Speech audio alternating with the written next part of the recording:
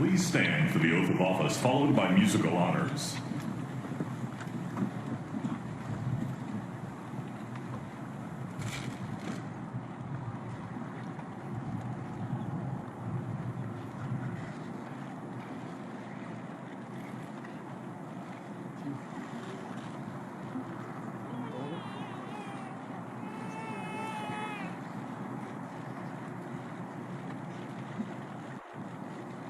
Please raise your right hand and repeat after me. I, Joseph Robinette Biden, Jr., do solemnly swear. I, Joseph Robinette Biden, Jr., do solemnly swear. That I will faithfully execute. That I will faithfully execute. The office of President of the United States. Office of President of the United States. And will, to the best of my ability. Will, to the best of my ability. Preserve, protect, and defend.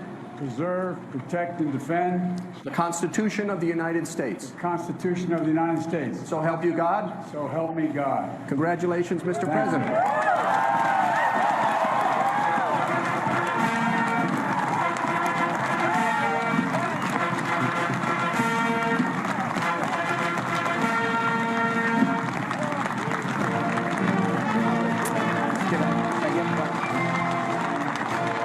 Held the chief played for Joe Biden.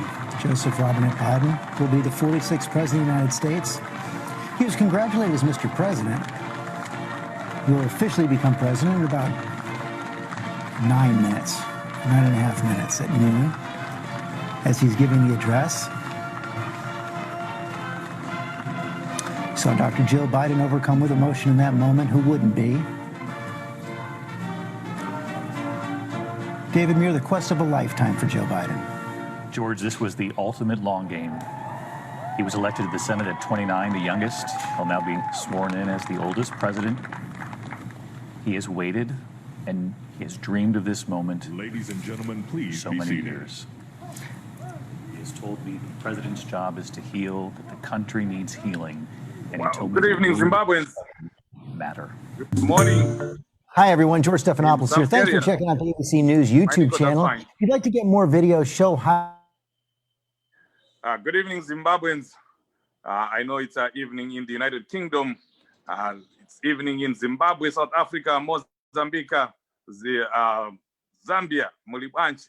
Thank you so much for joining us on this very important day where history was being made. History was made in the United States of America. Today, we witnessed Joe Biden becoming the 46th president of the United States of America, preserving a history, a rich history that has lasted 244 years. 244 years. For 244 years, there's been a peaceful transfer of power in America. And of course, just before that, just before Biden became the 46th president of the United States, we had seen history being made by Kamala Harris, who became the first black person to become vice president. But not only that, she also became the first woman to become vice president in the United States of America. Historic time indeed. Let me get in my co-presenters here. Leader Barbara, thank you so much for joining. You saw history being made. I think as a feminist, you were so happy today. Leader Barbara.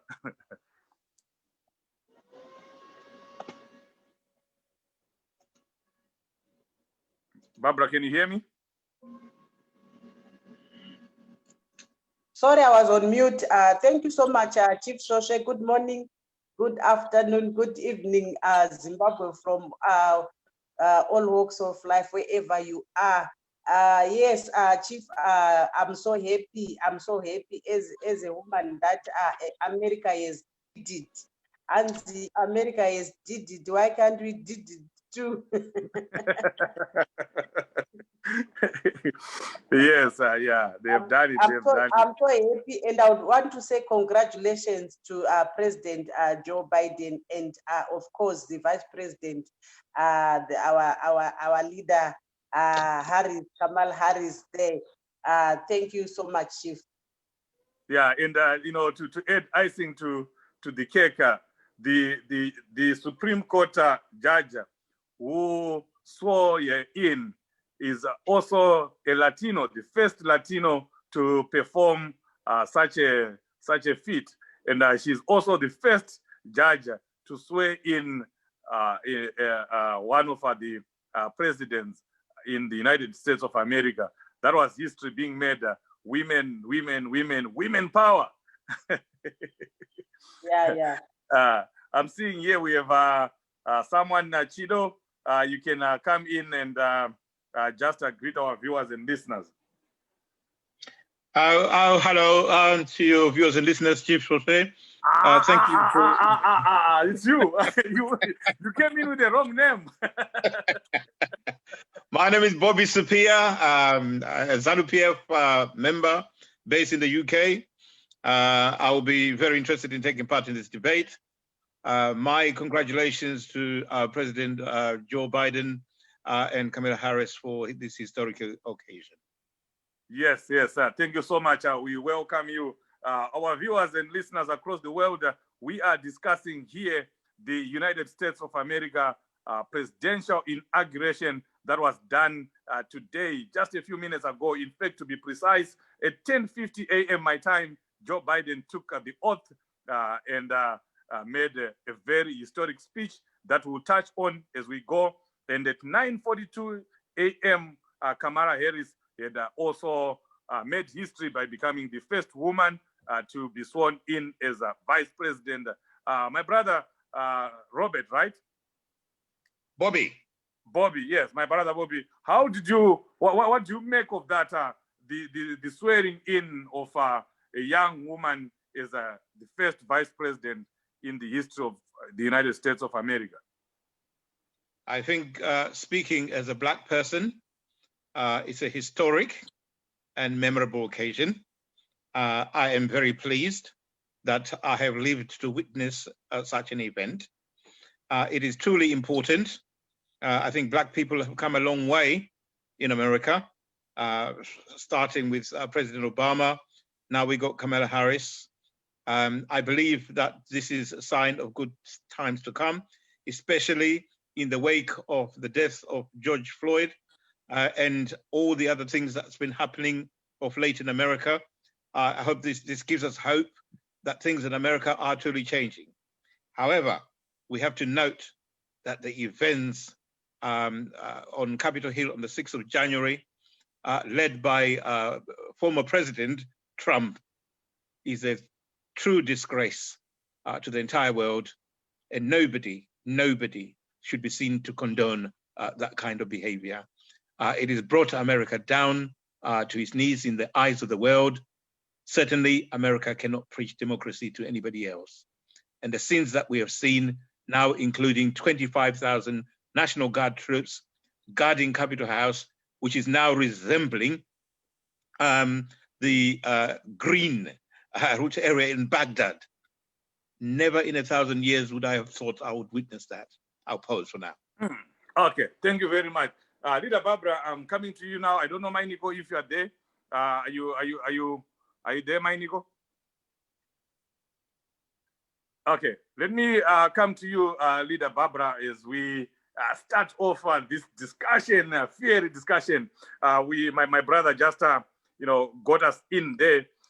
Leader Barbara, you remember just taking from what Bobby said here. You remember ZANU-PF are coming out, guns are blazing, blaming America for what was going on, what happened at the Capitol Hill, the violence and everything that went on. And they said, like Bobby has just said here, that America cannot preach democracy to any country. But what we witnessed today, folks, was, democracy in its fullest form.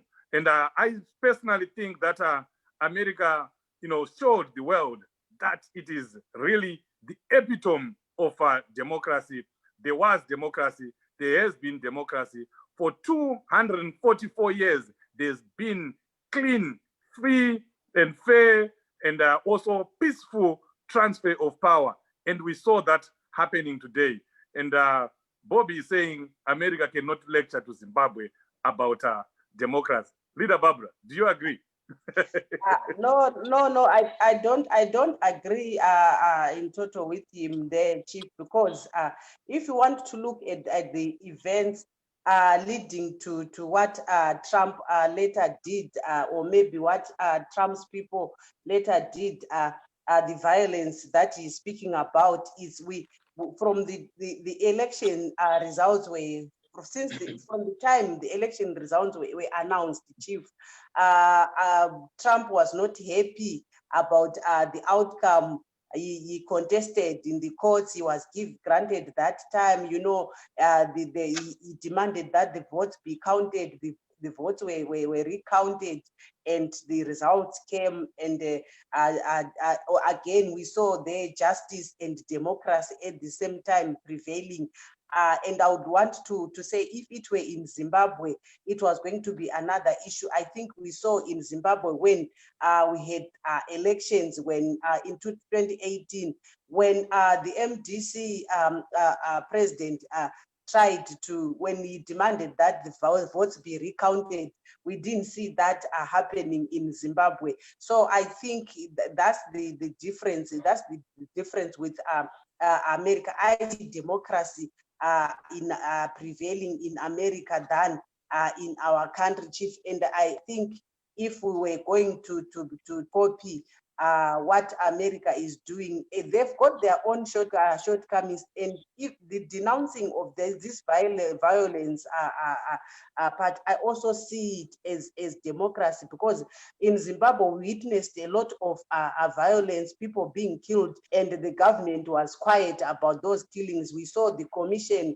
that was carried out, and the results came of that commission, and it was not even implemented. The results were not even, the recommendation of that commission was not even implemented. So I'm trying here to compare the democracy in America and the purported democracy in Zimbabwe, whereby the dissenting voices are being thwarted, are being silenced. In America, everyone is free to say whatever they want. There's freedom of association, there's freedom of speech, there's freedom of assembly.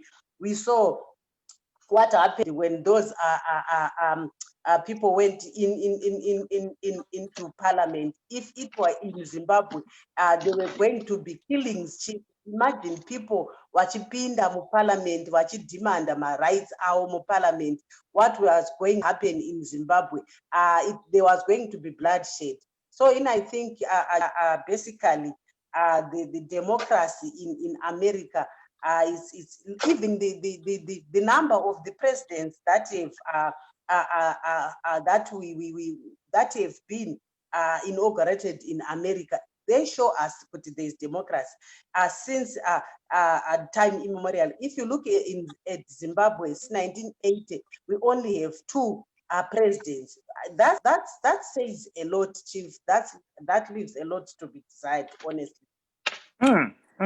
Let me ask my brother Bobby here. My brother, from what Leader Barbara has just said here, don't you think it was a little bit immature, a little bit too early for Nick Mangwana, ZBC, even Emerson Mnangagwa came in and criticized America heavily, and they started repeating the same words that you are saying right now, that America has no jurisprudence to talk about democracy, to lecture democracy to Zimbabwe. But we are seeing here that, yes, mistakes were made, but they very quickly corrected their mistakes. And now democracy has picked itself up in America, and there's been a very peaceful transfer of power, showcasing to the world that America is indeed the mother of all democracies. Do you think Nick Mangwana is embarrassed right now by that early statement he made? Not at all. I am with Comrade Nick Mangwana on this. I am with President Mnangagwa on this point. And I'm bound to say the whole world is with President Mnangagwa and Comrade Nick Mangwana on this point. American democracy has proven to be a political quagmire. You can pepper over this affair. It is a quagmire. And I say this for the following reason. The problems have not ended here. The problems did not start on the 6th of January. The problems have been going on in America for years, and they've been peppered over. The fact that you had at Capitol Hill serving police officers, serving armed forces members, you had former service officers, you had former police officers involved in an attack on the heart of democracy in America speaks volumes. It speaks for itself. The fact that you now have 25,000 National Guard troops guarding Capitol Hill in fear of further attacks on American Capitol speaks volumes. The fact that there were 12 guardsmen that were removed from inside the Capitol Hill yesterday for fear of incursions, infiltration, and for fear of interfering with the events of today speaks volumes. The fear that in all over 50 states, there was expected to be attacks speaks volumes. Now, having said that, there is no government in this world, there is no president in this world, there is no minister of foreign affairs who has not condemned the events that took place in Washington. To say that democracy has rebounded quickly is just peppering over the problem. Okay, now, let me ask you this question. And I want to come back to Zimbabwe. I want to come back to Zimbabwe. Uh-huh. I don't know who is the teacher, but what I can say is the situation that transpired after the 2018 elections is exactly what's happened in America. Chickens are coming home to roost. The MDC, led by Chamisa, were learning lessons from America, and America has now turned around and have done exactly the same thing. In the same way as they were disputing the elections, in the same way as all the challenges to the courts were dismissed by the courts as having no substance whatsoever, it's the same thing that Donald Trump was doing. Donald Trump was throwing the same tantrums that Nelson Chamisa was throwing. I'm pleased to say Nelson Chamisa has of late gone underground because he has seen that he doesn't bear fruits. I'm looking forward to a new birth of the MDC. We want to give each other, we want to have a conversation. So, who has provided leadership among the MDC and is going to prove very, very different indeed. Now, I just want to say one last thing before you come in. Yeah, because we want to have a conversation with my brother so that you talk and then leader Barbara talks and I also talk. So I accept. Just one last point. Okay, good. Okay, let's go. My lady colleague there said that there was bloodshed in Zimbabwe after the elections. Yes, there was bloodshed. But what she forgot to mention, 5 people died in America on the assault of Capitol Hill. Mm-hmm. Is that blood not worth the same blood as that of Zimbabweans? Okay, that's good. Very good point that you've got up there. But let me bring this to your attention. What happened in Zimbabwe? 6 people were gunned down. You saw it. I was there.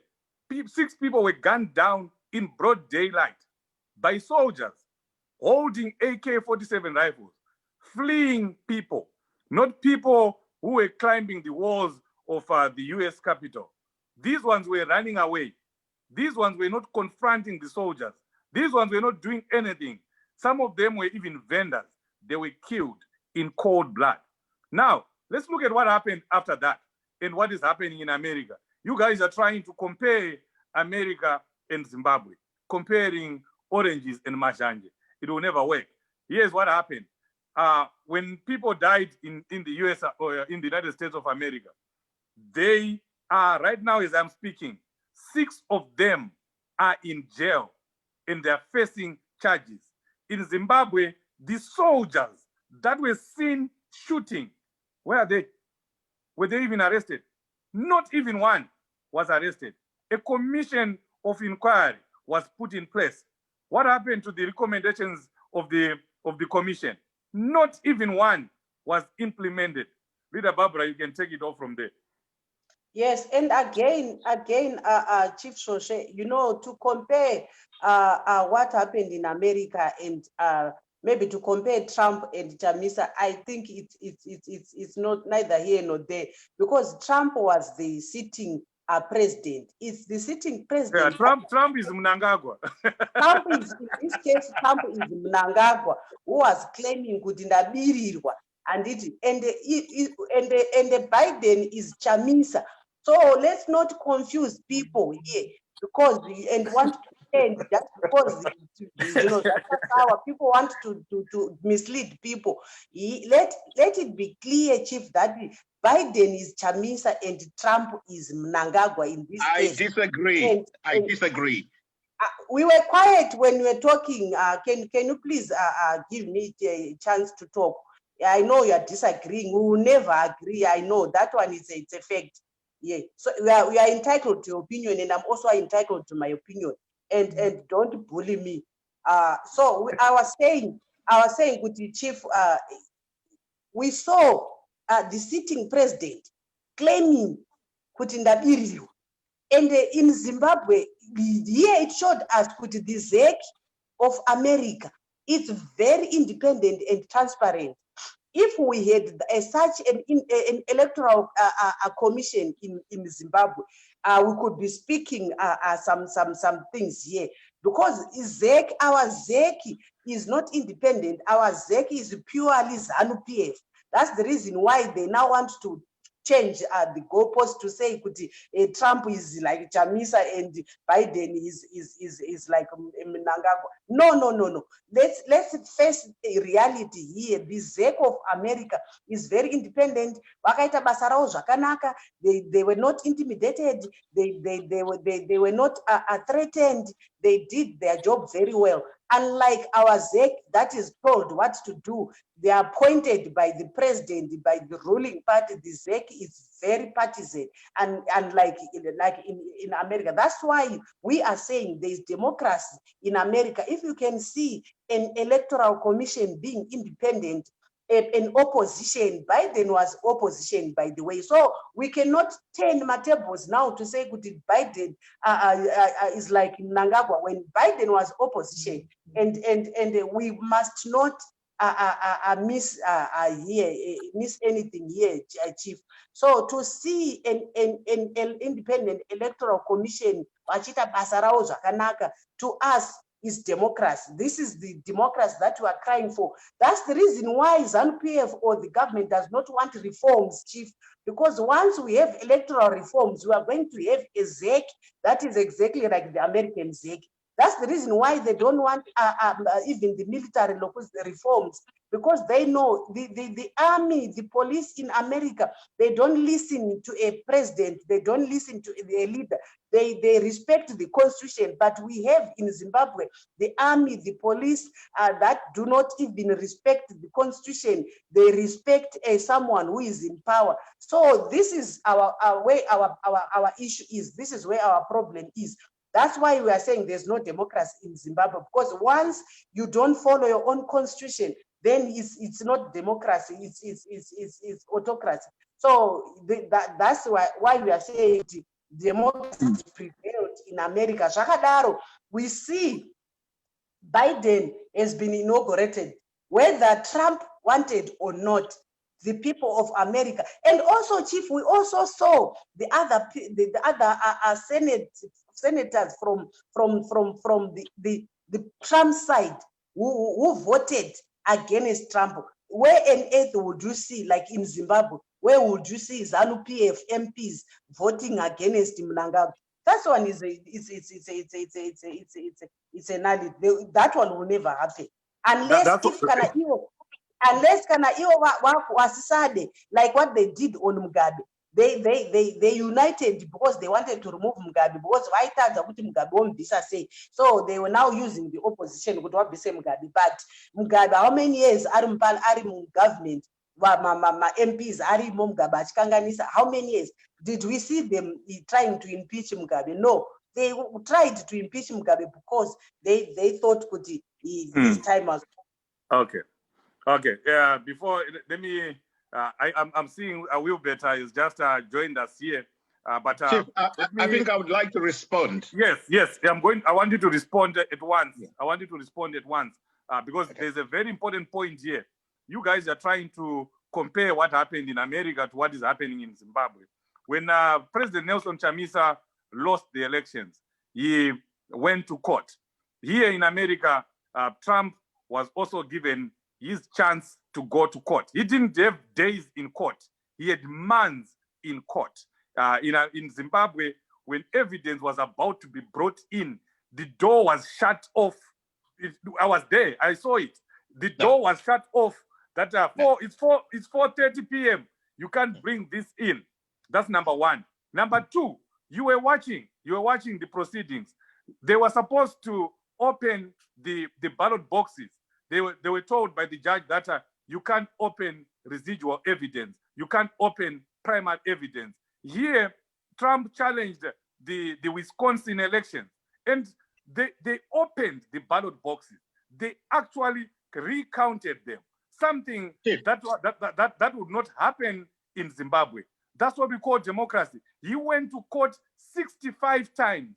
65 times he went to the court, being given all the time he needed in the world, and he was turned down by all those courts. That will never happen in Zimbabwe. But anyway, let's have a semblance of fair play in here. You can go on. No. First of all, let's get our ground rules correct. You're not an independent adjudicator, an independent chair. You are speaking on behalf of the MDC, just like your colleague is. I don't have any problem with that. No, don't worry. We'll be very neutral, so you'll be fine. All I would ask is that when you put your points forward, I must be given an opportunity to respond to you. And when my colleague also puts point to me, I must also be given an opportunity to address that point. It is not fair for you to go through what you have to say. She goes through what she says. You then come back and say what you're going to say, and then I finally get to say. You're wasting your time right now. No. Let's get the ground rules correct first. Your time is ticking. And then I can respond accordingly. I make the ground rules. My program, my rules. But it must be fair. But it must be fair for the purpose of your program and your listeners. Let's go on, my brother. Let's go on. Respond. All right. I will now respond to you as follows. I'm pleased. Just to get the outline, you're actually speaking to an ex-soldier, and I happen to have served not just in Zimbabwe. I happen to also have served in the United Kingdom. So I've been involved in some of these incursions, of these situations that you talk about, controlling riots, etc. I was also in Zimbabwe, although I wasn't serving at the time. I was also in Zimbabwe at the time of August the 1st. And I was near the Sheraton area. So when you say you were there, I also witnessed some of those events. I don't condone what transpired, but I understand exactly what happened. I will start off from there. Now, yes, there were people that died during those incursions. We have not discussed how that started. I was there, like I told you. I saw how it started. Essentially, the MDC supporters were going to overrun Sheraton, the gate at Sheraton. They were going to go and attack the Sheraton Hotel where Zek was based. With what? I'm telling you what happened. I was there. I'm telling you what happened. There. With what? Well, if you were there, then you know what happened. They were pushing the gate, and riot police came with cannons. They tried to disperse those people. They would not go. Riot police could not handle it, and as a result, they called in the army. Do you know that those people were less than 30? No. No. They were I all was over the there. place. I was right. All I was up to right one at the gate of building, Senator. up to ZANU-PF headquarters, where they burned cars, etc. Now, come on. Those Let's be people clear were about less it. than 30, my brother. Less There, than 30. there was an unruly. Well, you've seen the They film. have done. Are you telling me all the people that you saw running? No, please don't interrupt me. You accused me of bullying early on, so you must wait your turn. I'm sorry. You need to wait your turn. You're bullying me now. All right? Now, there was complete, total breakdown of law and order. The police were outnumbered by the crowds. They called in the army for support, and what happened. That's all I can say in relation to that. Now, So do you think justice was done to the hold on. people that Like were, I that were told you, killed? I served in Northern Ireland. Listen, I hope you're listening to me. I served in Northern Ireland. Many times I was involved in situations like that. And the result was the same. Do you think justice was done to the 6 people that were murdered? In Zimbabwe you're talking about? Yes. Do I think justice was done? I think there may have been people who were shot unfairly because they were in the wrong place at the wrong time. But there were also people that were shot that were rioting. And was justice done to those people that were at the wrong place at the wrong time? I believe there was a commission of inquiry. I can't remember exactly. I'm aware that there were no prosecutions that took place as a result of that. But in order to mount a prosecution, you have to identify. Hold on. You have to be able to identify the soldier who pulled the trigger. And in the heat of that moment, he was it's there. not been possible. Saw him. He was there. You saw him. Everyone saw him. He's individual. Well, are you saying it was one soldier? Gentlemen, what is the point of your argument? What is the argument there? My point of the argument, incredible. My point of the argument is that that soldier was acting on duty. He was suppressing a riot. Yeah, but I thought the argument here was with the elections free, fair, and credible. Oh, I'm coming back to the elections. The elections were free and fair. I'll tell you this reason. I'll challenge you. MDC, the outcome of the parliamentary elections, if I may start from that, was that ZANU-PF won 2/3 of the majority of parliament. The MDC has never challenged those parliamentary elections. How then do you come up, you fail to challenge the ZANU-PF winning 2/3 of the majority? They were challenged. No. They were challenged. You show me the evidence of a single application in court that they filed in to challenge those parliamentary seats. There wasn't any. But you went to challenge the president. You went to challenge. Allow me to finish my point. You went to challenge the Before you go any further, election, and you were challenged. Let's have an orderly meeting. You were challenged to produce V11s. You were challenged by the court. I told you when we started. I told you. You spent 5 minutes trying to give me rules when it is my show. Now your time is over. You have been speaking for the past 10 minutes. No, that's not fair. That's not fair. It cannot possibly be 10 minutes. I want to bring my final point. Final point. 1 minute. Final point. You were challenged by the Supreme Court to produce V11s and you failed. You cannot prove your case in court if you don't have evidence.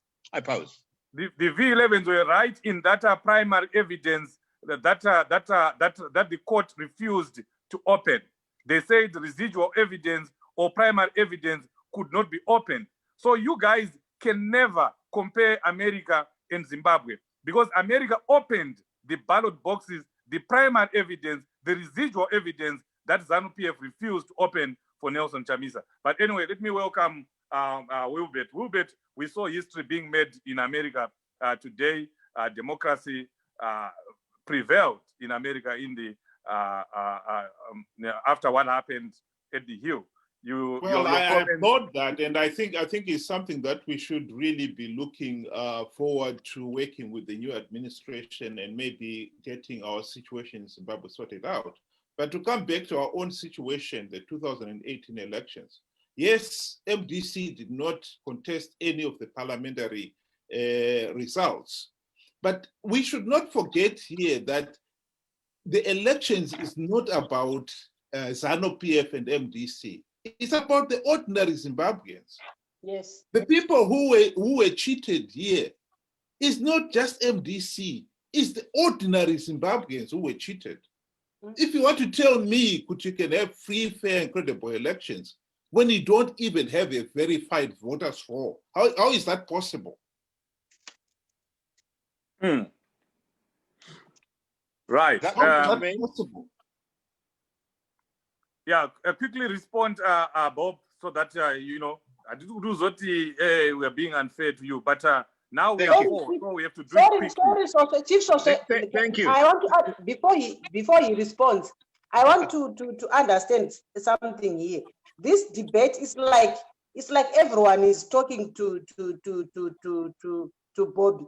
Is it not that we are supposed to be talking freely and no one is held accountable here? Bob is not in Zimbabwe and he's not Mnangagwa, there's no Chamisa here, and no one is representing Chamisa, no one is representing Mnangagwa here. We are talking about these American elections and the processes are independent, because if you are going to say if someone talks and he responds, he's going to have more time than other people. Let's just debate equally here. Hakuna munhu anofanira kupindura kana kuti chinga ataure zvake. Opinion yake haizi opinion yangu haizi opinion yake. I think let's play fairly here.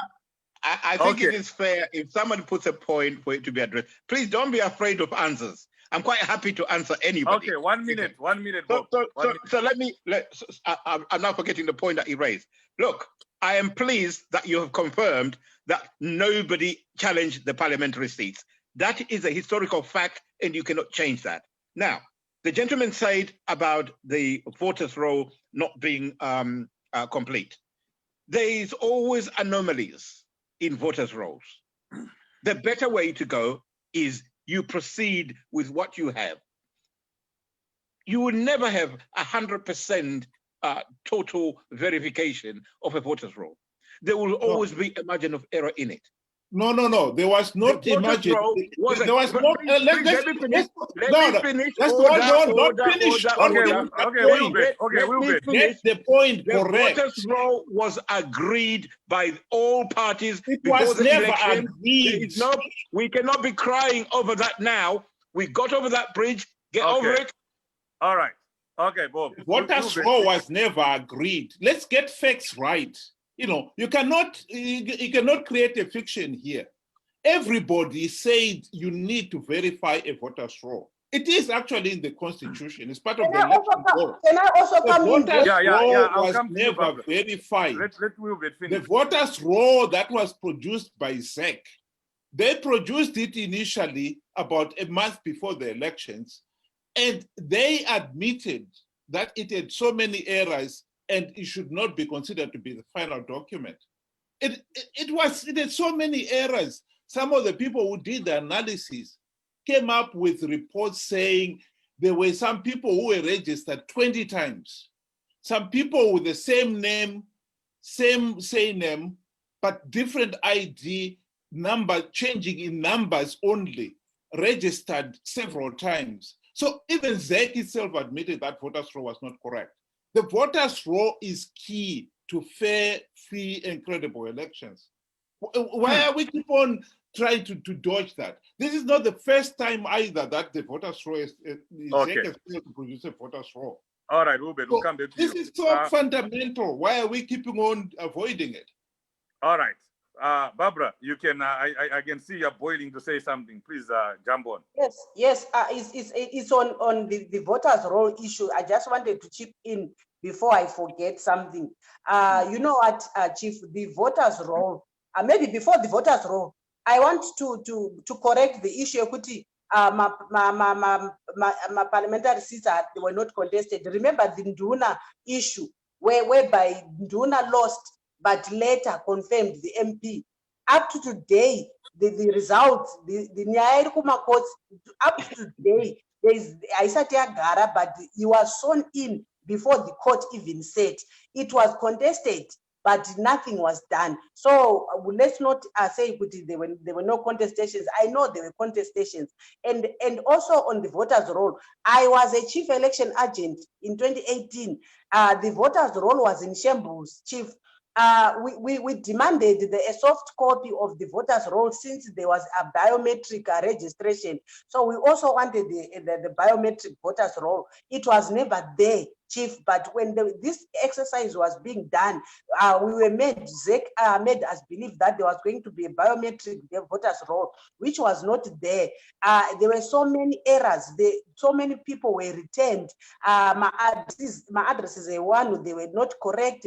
People were made to vote where they are not supposed to vote. Someone registered in Bulawayo, but his name would be found in Cholocho. So how do you travel to Cholocho to go and vote? There were so many errors on this voters roll, and I would want to concur with Comrade Mukori to say, the voters roll, we didn't even have issues in America about the voters roll. Everything was in order. Let's not move away from our topic of today. We are discussing about American processes to say we saw democracy prevailing in America.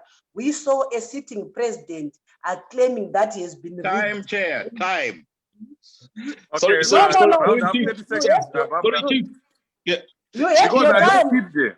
No. I want to go to Simba. Yes. No, you had your time. You must not bully me because I'm a woman. You had your time. I was told I had 1 minute. No. You've been speaking for 4 minutes now. No. I would not allow that. I would not allow that. Okay, 30 seconds, Barbara. 30 seconds. 30 seconds, Barbara. 30 seconds. No, Chief. He spoke for more than 10 minutes and he wants to run this show as if it's his show. It's not his show. 30 seconds, Barbara. I want Simba to come in. I'll end up by saying this is the democracy that you are yearning for in Zimbabwe. If someone cannot accept my views, they are different. We share different views. You don't force us to believe what you believe in. Thank you. Can I respond to that, please? I just wanted to chip in for 10 seconds on the issue of challenges pertaining to the parliamentary elections. It seems very, very incorrect and historically incorrect to claim that there was no contestation from Nelson Chamisa or MDC Alliance as a whole regarding parliamentary elections. Because if we look at Nelson Chamisa's own court challenge, right inside that very same Concord challenge, he did utter his protestation regarding the results of the parliamentary elections. What appears to have been a struggle for MDC was the technicality of challenging parliamentary results, because it would need every MP to be of necessity immediately challenging. And many times you'd find maybe one particular MP doesn't have the resources, the financial resources to pull up such a case. We know that Nelson Chamisa's case, he himself failed to pay the lump sum that was required for him on that case. I just want to chip in on that. And the Nduna case is not the only one. Don't you agree, Comrade Supia? That there are other cases again, and maybe what you could perhaps dispute is a court challenge to the effect, so court challenges to the effect. But the fact that there were challenges, there were disputations regarding the parliamentary, it cannot be disputed, don't you think? The facts of the matter is that there were no challenges. You have 2 minutes to respond, and then I will move on. Wilbert, because I know Wilbert is also dying to say something. Okay. The facts of the matter is that there were no freestanding challenges for parliamentary seats. That's a fact. And if you assert that they were, please provide the names of the constituencies where those applications were filed. That's one. That's the first. That's the first point. No, constituent. Now you're interfering with my 2 minutes. You can respond to that after the 2 minutes. Please. I'm just telling you what was said by Simba and Barbara. They gave you a name already. Right. Constituents. They gave me one name. There were 149 seats. ZANU-PF won 2/3 majority in those seats. Challenging one parliamentary seat, which never came to anything, is a non-event. No Let's agree judgment on has that. been made. No Now, judgment has been made. in respect to Nelson Chamisa could not bring parliamentary challenge in the matter on the presidential challenge. You could not combine the two together. Now, the issue is quite clear, and it's a matter of public knowledge. The V11s that were requested were never supplied. And this notion that the doors were shut and that the MDC was prevented from providing these V11s, up to now, nobody, no newspaper, no media, no social media, no anybody else has ever seen these V11s that were claimed by the MDC. They simply weren't there, and it was admitted they never had polling agents in each and every station. So they couldn't produce it. Those are the bare facts. Now, I just want to come back quickly to where you talk about President Trump being President Mnangagwa. No, the winner of the elections was President Mnangagwa. The winner of the elections was President Joe Biden. The loser of the elections was Chamisa. The loser of the elections was Trump. Therefore, Chamisa is Trump. President Mnangagwa is Joe Biden. Thank you. Okay, right. I just want to comment on something here. Okay, maybe let me. Who is speaking? Is that Barbara or someone who has just come in? I was trying to answer there, to just comment on what you were saying. There's okay. Go ahead a little bit. Go ahead. I think we need to get some of our historic facts correct. In this particular case, in the Zimbabwean elections in 2018, the whole concept of the election challenge in court itself, in the Constitutional Court, was totally meaningless because Zimbabwe's judiciary is in the ZANU-PF hands. You only have to look, let me finish the point. You only have to look at 8 months before that. There was a coup, and Justice George Chiweshe ruled that coup as justified, legal, and constitutional. Where in the world have you ever heard of a coup that is constitutional? So that constitutional challenge, you know what was going to happen. You don't expect that court that had just ruled 8 months earlier that a coup was legal, justified, and constitutional to come back and say to Mnangagwa, you lost the elections. Forget it. The point we are trying to make here is that the process in Zimbabwe, the election process, is so flawed, so illegal, that the whole election process should not even have happened. The court challenges we are talking about here, if you are going to have a court challenge on the counting, the damage has already been done. If you don't have a verified voters roll, how do you know who voted? How do you know? My sister there was telling you that some of the people found themselves in a situation where you live in Bulawayo. You make the effort to register to vote, but when you see on the voters roll, your name is in Cholocho. That is not unique.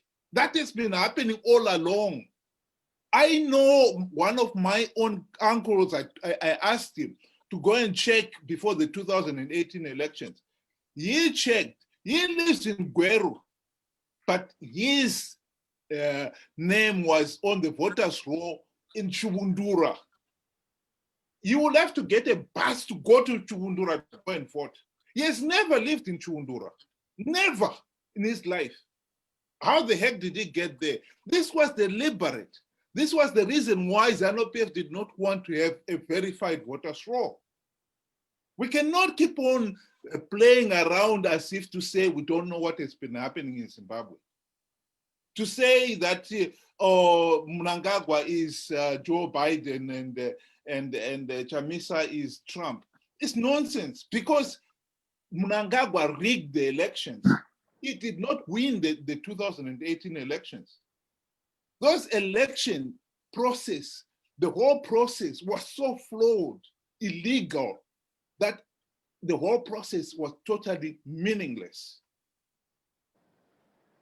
Yes, can I Leader come Barbara, in? you have 2 minutes uninterrupted.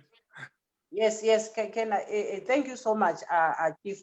You know what the other issue that we have to take note is that the issue of election agents.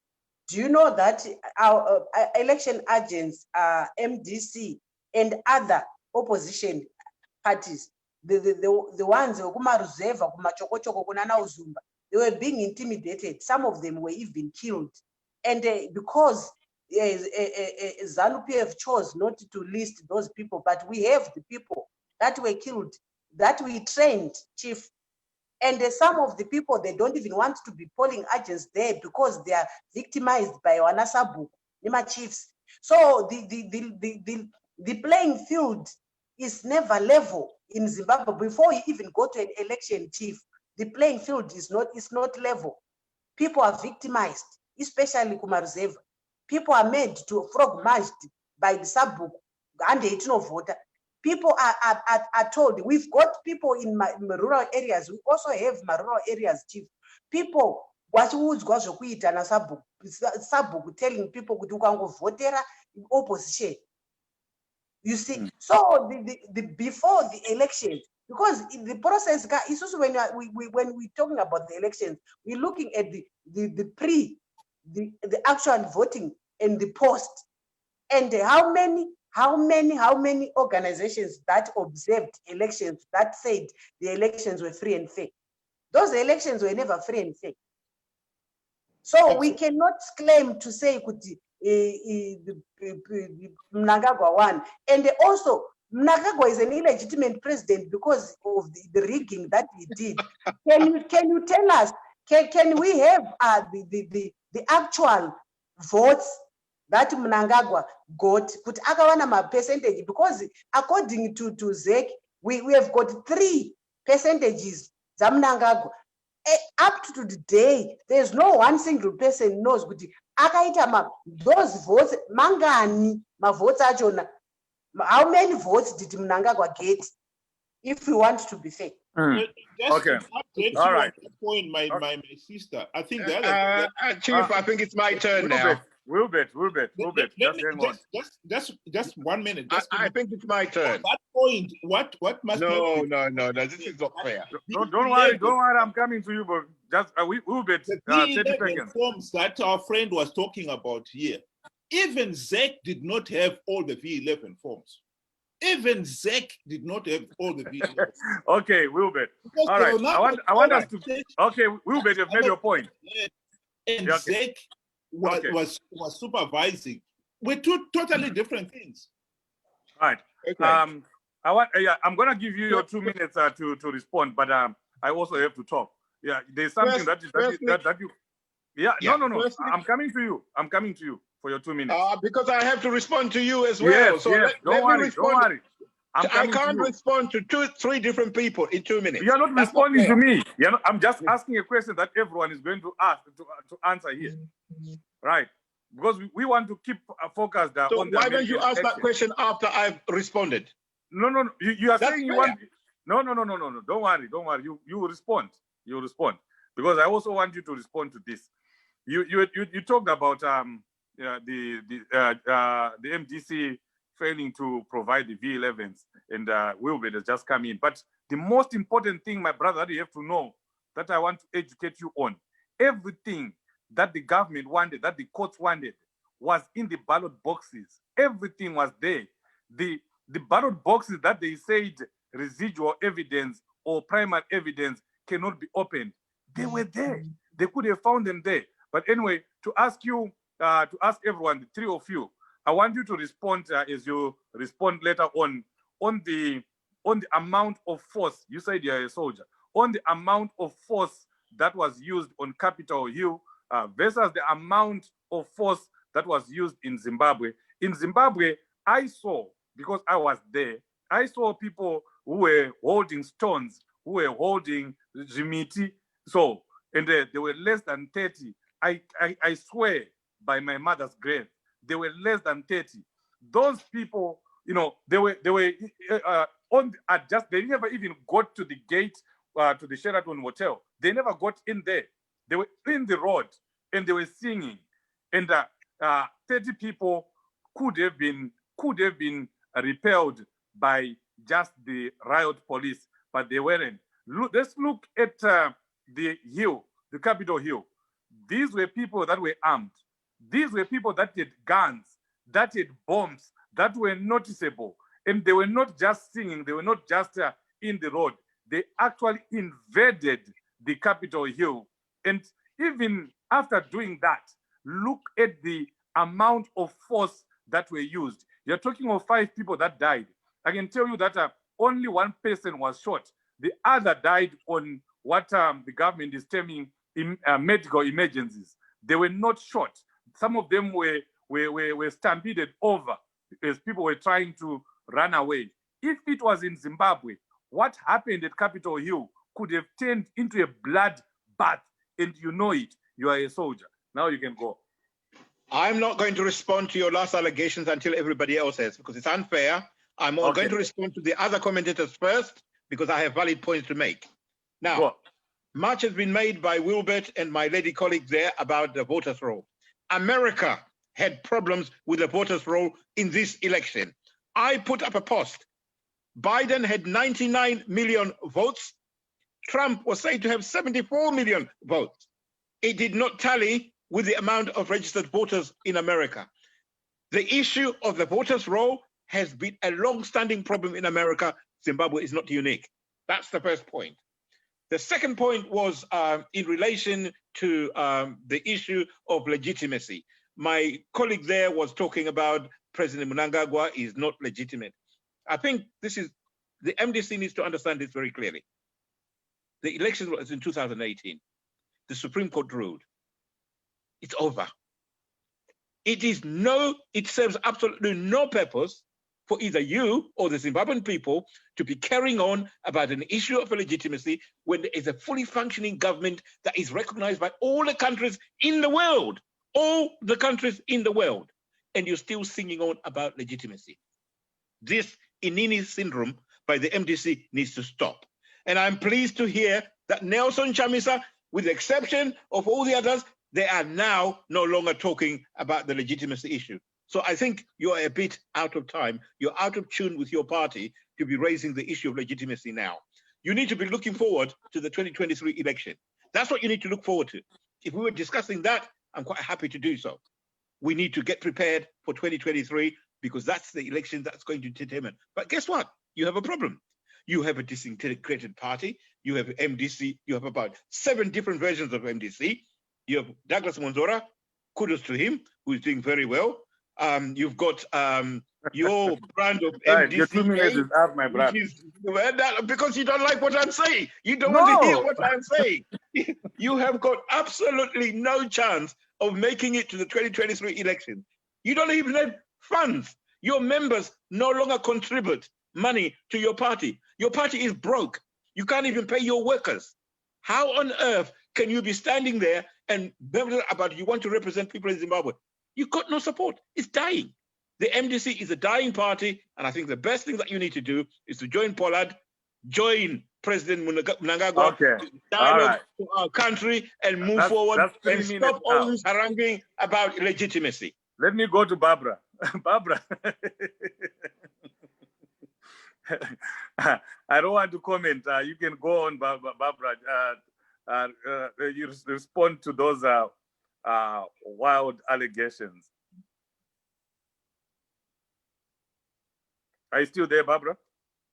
Okay, let me go to Wilbert. Oh, sorry, I had muted. Sorry.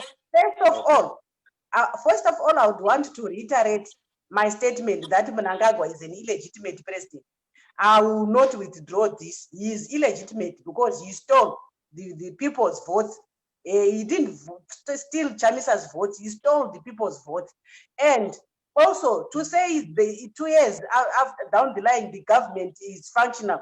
There is no government that is functional, Chief. If we hear Munajitanzi government is functional, then that person must be something wrong upstairs there. There's no government that is functional.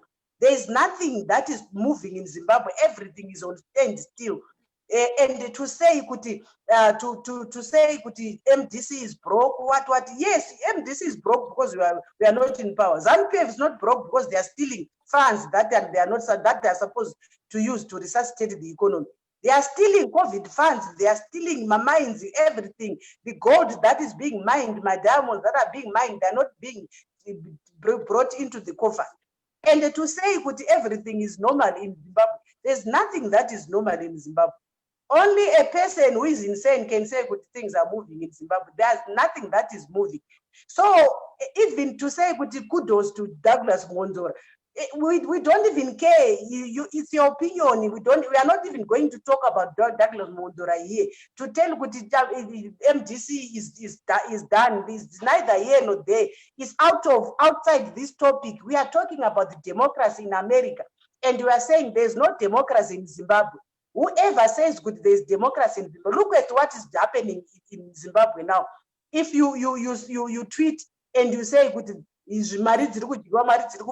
there was evidence, you are jailed, you are silenced, you are not even, there's no freedom of expression, there's no freedom of association, there's no freedom of assembly. Look at this COVID thing. They are saying there are restrictions, people are restricted to do this. Only the people, the poor people are being incarcerated because of breaking COVID rules.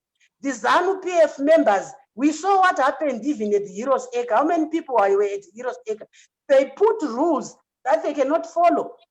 They are saying only 30 people can attend a funeral. Have you ever seen a funeral? How many people were there? What did they do to them? Nothing. Ginimbi, how many people were at Ginimbi's funeral? What was done? What did they do? The Congress, Yana Monzora, how many people were there? We know that those people are sweethearts. It's a sweetheart opposition, and we don't even give a damn. People know what they want. We are not here to talk about Monzora.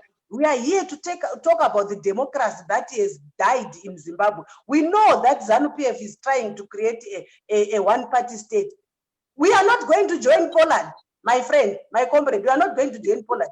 Let them, those that want to join Poland, join. Kube tried to join Poland. Now they start to bring another opposition. They think nothing will move, my dear, even if they join Poland. This Poland is bogus. Wilbert, your last words as we round up. Thank you. Well, I'm disappointed by some of our friends. Our friend here that he keeps on talking about comparing Zimbabwean elections with American elections. If there are any disputes on the voters' roll or voter registration, is there in the open. The voters' roll is available all the time for people to go and inspect it. Make sure if they are not in the register, they can register. In Zimbabwe, we are talking about here a voters' roll that even the 2018 elections has not been made public. This is a state secret. The voters' roll is so tightly controlled, it's a secret. Nobody can be confident that they're in the voters' roll. You can register, you can jump all the hoops to get registered. But when you go to try to check whether in the voters' roll, your name may not be there. That is what has happened. I was involved myself in 1995. I tried to register myself, my worker, my brother and his wife was staying with me, and my friend down the road in Greendale and his wife, about 7 people, including my mother. The only person who was on the voters' roll when the voters' roll came out was my mother. It just doesn't make any sense what has happened here. And this has been happening all the time. We are talking about here 3 million ordinary Zimbabweans who were denied the vote in 2018. Mnangagwa himself was there in America saying, oh, we'll make sure that next time they will be registered. In other words, it was something that they could have done, but they did not want to do it. You know, I think the tragedy here is that we have got people who are intellectuals, who understand some of these things, and they speak as if those people in the rural areas know better with their limited exposure to information, to democratic processes and so forth. Of course, there's nobody who has said a voter score in any country is perfect. That is part of it. But even those imperfections, can you genuinely say could those imperfections would have changed the result? In America, you can say, well, probably not. Here in UK, you can say probably not. In Zimbabwe, yes, they could. 3 million Zimbabweans in the diaspora were denied the vote in 2018. How can Mnangagwa himself claims that he won the elections and he only got 2.4 million? So 3 million people who were denied the vote would have, on their own, voted somebody else, and Mnangagwa would have lost the elections. So how can you say that?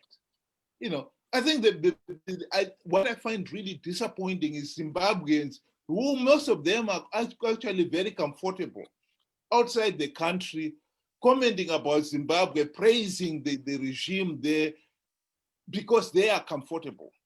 Or some of them who are in Zimbabwe itself, they are benefiting from what my sister is talking about there, the corruption, the looting and so forth. Of course, ZANU-PF will never be broke. When you're talking about the billions of dollars they're stealing from Marange and Chiadzwa, some of those people who are looting know if they're going to continue looting, they need ZANU-PF to stay in power. Some of the regimes, some of the nations that are involved, like China. China is one of the few nations in the world that has benefited from the corruption and looting in Zimbabwe. And China is going to make sure that ZANU-PF stays in power. Mm-hmm. That is right. Okay. Thank you, Wilbert. My brother, I'll give you your 2 minutes. But Barbara raised a very interesting point. You had said that the MDC is broke, and she countered back and said ZANU-PF is not broke because it is stealing, it is looting, and we all know that there have been people that have been out there that have been seen with bars and bars of gold, tons and tons of US dollars.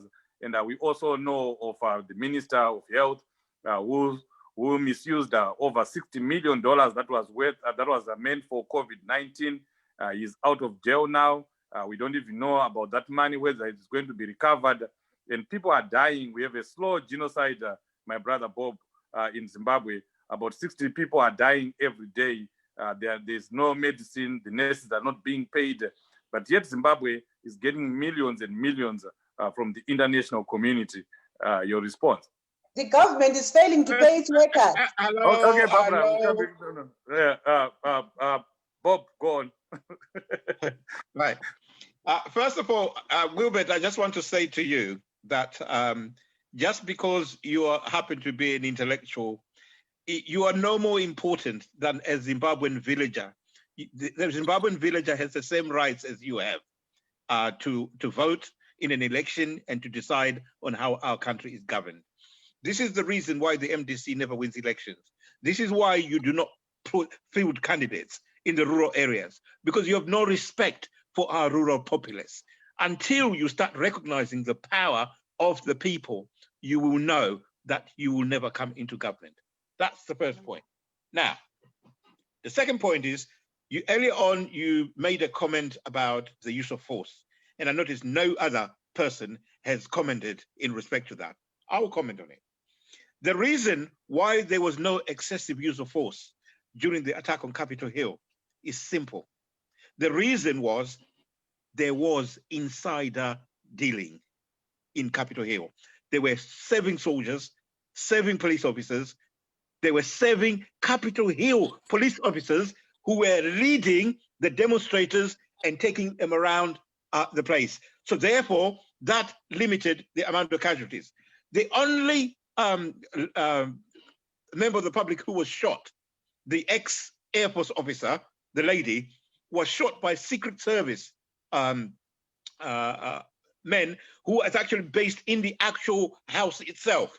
They had no connection. They had no idea of what was going on around the perimeter of the building, that there were other officers that were actually taking the building. So there's a clear difference between how there was a limited use of force simply because there was help from inside.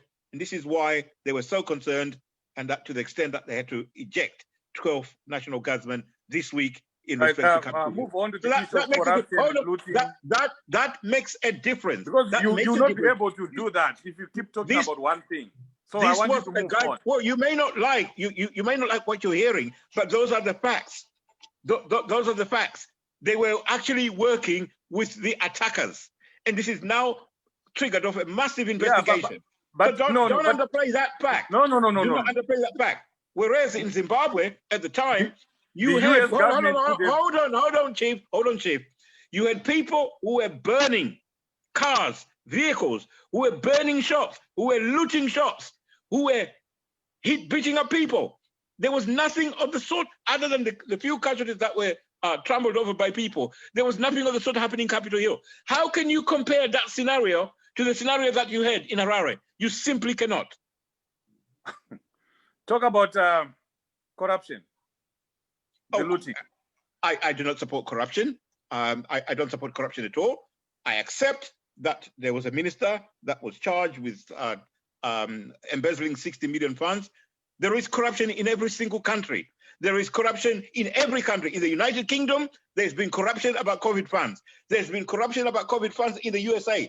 Zimbabwe is not unique. So you condone what is happening right now? The people that are dying in Zimbabwe? I've just said it to you. I made a statement to you. I say to you, I do not condone corruption, but I'm telling you to put it into context and say to you that there is corruption in the United Kingdom, there's corruption in America about COVID. COVID has become a business. That's all I can say. Chief? People are dying, my brother, in Zimbabwe because there are no medicines, there's no PPE in Zimbabwe. There is no treatment for COVID, Chief. There is no treatment for COVID. And the reason why people are dying in Zimbabwe now, there's a new strain of COVID that's just been released in South Africa and that has come over to Zimbabwe over the Christmas holidays, and that is now killing people now. You're talking over me now. You're talking over me now. I'm just disappointed at your lack of sensitiveness. You know, $60 million just disappeared. That money could have been buying drugs that alleviate the pain, that could have been helping the people that are dying now in Zimbabwe.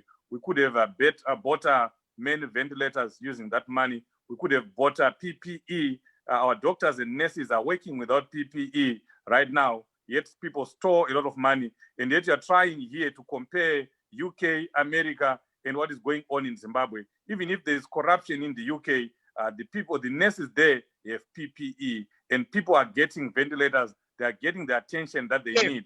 Barbara, nurses have died in here, including Zimbabweans who died here without PPE. That's not fair. There are Zimbabweans who have died here without PPE. They've been thrown in the deep end, and they have died in the United Kingdom. So please do not mislead people into believing that there's PPE everywhere. There isn't. Yes, You're trying we have in Zimbabwe, the same problems we have in the UK, the same problems we have in America. That's why people have died en masse in America and in the UK. Now you're being disrespectful. Now you're being disrespectful. We've been doing very good. You can't speak over me, and you can't speak when it is not your turn. You know, you are being utterly insensitive to the thousands that are dying right now in Zimbabwe. Barbara, your last comments. You see now, this is how ZANU-PF behaves.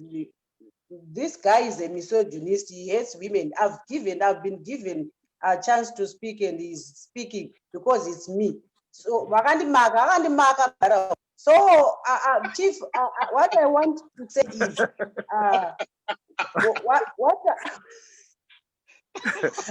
Okay, go ahead, Barbara. What I want to say, Chief, it's very pathetic, you know, to hear someone saying, justifying corruption. First of all, he's saying, I don't condone corruption, and now he's saying, it's not Zimbabwe only that is corrupt. You see, he never talk like that. Justifying corruption, yeah. How can you justify corruption? The UK, America, let's say, okay, let's give them a benefit of doubt that they misused the COVID funds. But look at UK, look at Britain, look at the development that is in the UK. He's enjoying the development that is in Kuno is enjoying in the comfort of his home UK, and yet he's saying there's corruption. Even if there is corruption, I fought for it, and I'm entitled to enjoy it because I fought for it. I'm still talking. I haven't finished. You're getting personal. I didn't interject you. You are getting personal, so I have to respond to you. I'm talking. You can never threaten me. You can't. How have I threatened you? How have I threatened you? I'll keep quiet. How have I threatened you? I don't even know you. I don't even know you. How can I threaten you? I don't know you. I don't know you. Bob, when you were talking, she didn't interfere. When you were talking, she didn't interject. So let's respect each other. I never attacked her personally. I never attacked her personally. Can I be respected? Can I be respected? He spoke and when we talking we said one's opinion here should never be forced into someone else. He spoke everything. So I'm saying the corruption, the level of corruption in Zimbabwe has led us to be where we are today, Chief. Look at our roads. Look at our hospitals. Like we are saying, look at the staff, look at how NHS staff is being treated here. Look at our staff in Zimbabwe, how they are being treated. Look at the rate. Look at the rate, how nurses are dying and how they are contracting COVID-19 without those PPEs. You can't provide a single mask that is disposable. They are being made to wear it 1 week. Mask yatinongopfeka kunongo tinongopfeka tichirasa topfeka ini ndopfeka mask 4 to 5 times a day ndichirasa muno. Okay, Barbara. Thank you very much. Simba wants to come on with another program right now. I just want to thank our viewers and listeners here. This has been a very productive debate. We need divergent voices. My brother Bob, I hope I will come back again next time. And Will Better, thank you so much for bringing the neutral voice here. Barbara, thank you. We have to organize another discussion again. Simba wants to come on right now. Mainiko, thank you for operating behind the scenes there. Thank you so much, Zimbabweans. God bless you. Till we meet again. Chief Soshe signing off. Thank you.